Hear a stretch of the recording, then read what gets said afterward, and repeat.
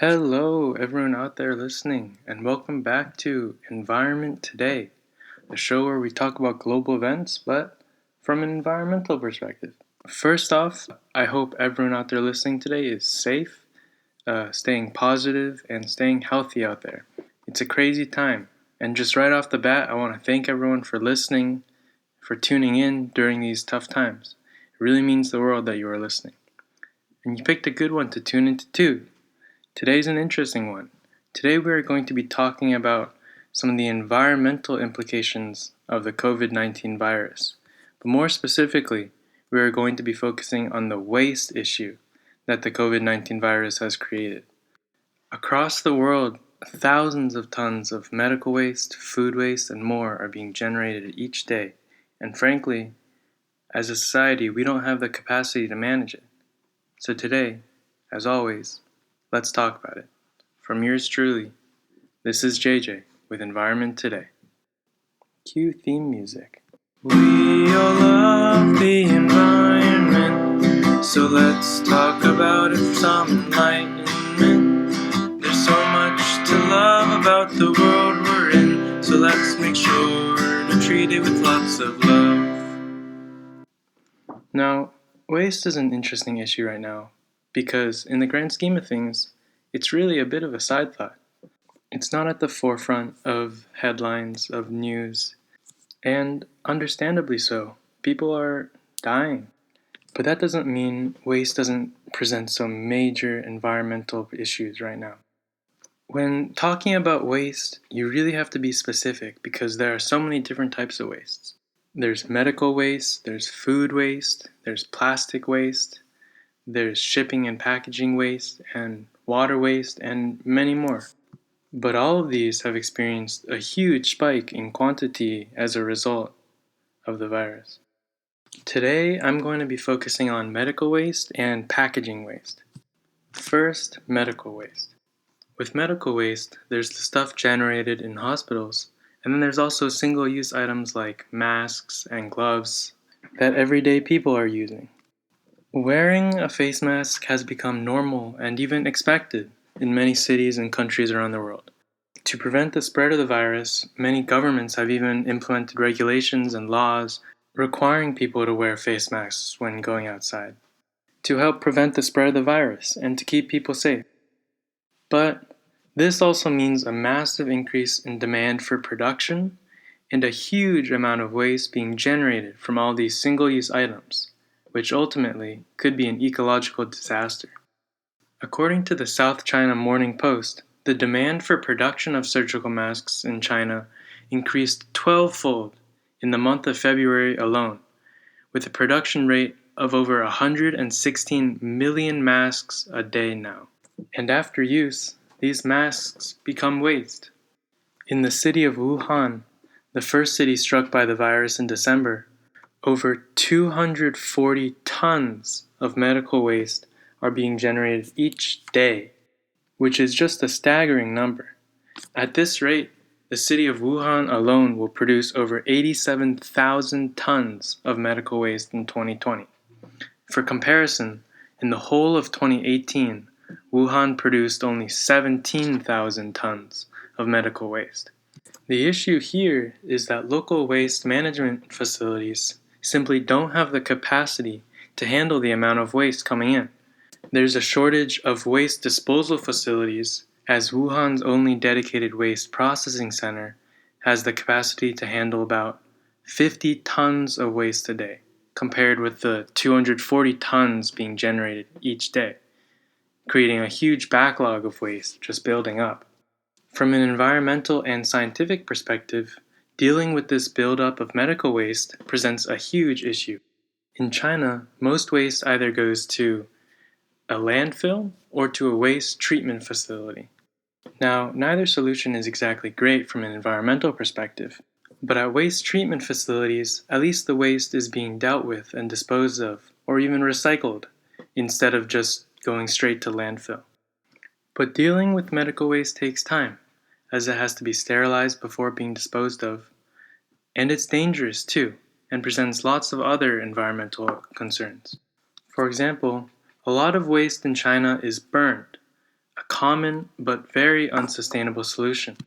While this helps prevent an increase in landfill, burning waste releases tons of emissions and pollutants into the air. Now, if properly built and managed, waste incinerators can minimize the emission of toxic emissions into the air. The technology is out there from a technical perspective to minimize emission.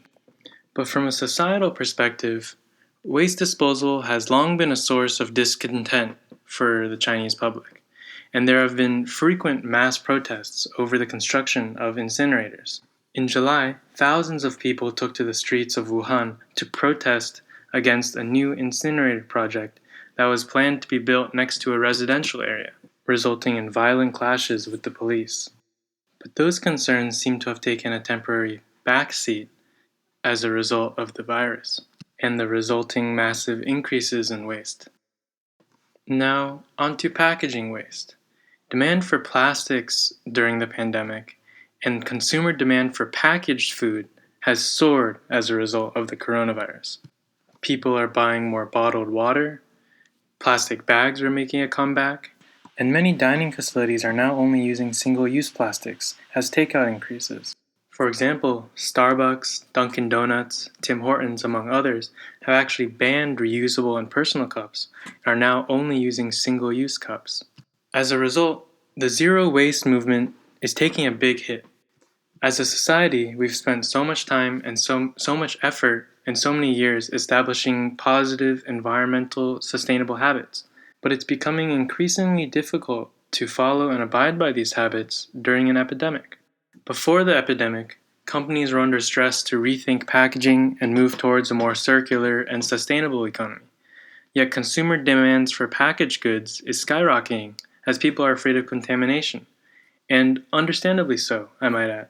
The coronavirus has had a major impact on all industries, affecting global supply chains and consumer demand patterns. The recycling market, for example, has seen a massive change around demand and habits. People are recycling less and instead storing plastics or just throwing them away out of fear of contamination. In the United States, curbside recycling programs have actually been suspended in 50 municipalities across the US, and many drop-off sites are closed too. From a policy perspective, so many policies and laws made to protect conservation and environmental goals are now being suspended for the time being or changed. This all presents a major conflict because on one side, this increase in waste and single-use plastics is not eco-friendly, and more waste is definitely a negative. But on the other side, the risk of contamination right now comes first, and understandably so. Lives are at stake. Safety comes first. Our health comes first. We have a social responsibility to those around us, and suppliers and producers have a responsibility to those they're serving to help prevent the spread of the virus. But that doesn't mean it isn't a bit hard to stomach seeing all the single-use plastics making a comeback and all the increase in waste around the world. From a humanities perspective, this increase in waste also presents a huge issue for the workers out there who are dealing with the waste, who are out there on the front lines. There's an increase in demand for workers as there's an increase in waste. However, this puts so many people at risk as we are talking about handling contamination waste. These workers are among the most at risk for contamination. We have to remember that these are individuals, these are people with families, with loved ones, putting their lives at risk each day, just like doctors, on the front lines, trying to keep up with this global issue and increase in waste. So, what can we do about all the issues from an environmental perspective, a human justice and safety perspective, a policy perspective, that are arising because of the massive spike in waste right now? More on this after a quick word to thank our sponsors. First, a huge thanks to the organization Wash Your Hands, trademark. 20 seconds is all it takes to save lives. Also, Chobani Yogurt. It's good stuff. And lastly, and this is a new one, Fage Greek Yogurt. If you didn't know how to pronounce it before, now you do. Now, back to the issue at hand. Waste is a difficult issue to address because right now we're in the thick of it, and there's no clear solution at the moment. Even though waste is such a big issue on so many fronts, It would be almost naive to think that people would be prioritizing minimizing waste right now, whether that be medical or food waste or plastic waste, over the health and safety of patients or their family. And that's hard to argue with from a moral perspective. With the government implementing regulations that require people to wear single-use masks, and with global food and packaging and distribution industries making a return to single-use goods, we don't have a choice right now. It's for our safety. We can't expect environmental issues would be a priority right now. Businesses are struggling, resources are strained, and people are sick. So with that being said, I was really struggling to think of or find a hard solution to this waste issue. But one small solution, or at least change that I was thinking of, is one that we can all make a difference in. And that's changing our attitudes towards waste. I know, sounds super simple. And what I mean by that is having more value and respect for the resources we normally take for granted, and trying to do more with less, and to be more conservative with our resources. In a sense, I guess I'm calling for a cultural change. A change to the American attitude of consumption, which is asking a lot, I understand. We can't change our habits and behaviors overnight, but we can start with at least being conscious of the issue and the impacts of our actions and trying to make small changes in our behaviors. If we can't have less, at least we can try to waste less. Furthermore, maybe this global epidemic can inspire waste and sustainability companies to create better systems moving forward. Maybe the spike in waste during this pandemic can inspire policymakers and waste management companies to create more efficient and sustainable recycling and waste treatment methods. We can be inspired to make changes to our institutions, to our systems and structures in place, and to our daily behaviors and habits. We need better solutions and better waste management systems to not only better deal with and to be better prepared for spikes like this in the future, but to better manage everyday waste treatment too. Importantly, better waste management systems would benefit all of us during healthy times as well. In conclusion, I understand that environmental issues may need to take a backseat as the world battles the coronavirus epidemic, but that should not be used as an excuse to neglect the ecological impact of our actions and institutions. This needs to serve as a wake-up call to invest in new facilities and into research in waste management technologies for the future. I believe that while these are uncertain and difficult times, we can come out of the other side stronger, better equipped and prepared for the future, and more globally conscious, especially from an environmental perspective. We only have one planet, so we need to make sure we're doing our best to treat it well. This has been Environment Today. Thank you so much to everyone for listening. It really means the world in these tough and trying times. But here's to staying positive, reaching out to friends, taking time each day to do things and hobbies we love, and to just spreading love and to getting through all of this together. This has been JJ, signing off. We all love the environment, so let's talk about it some night.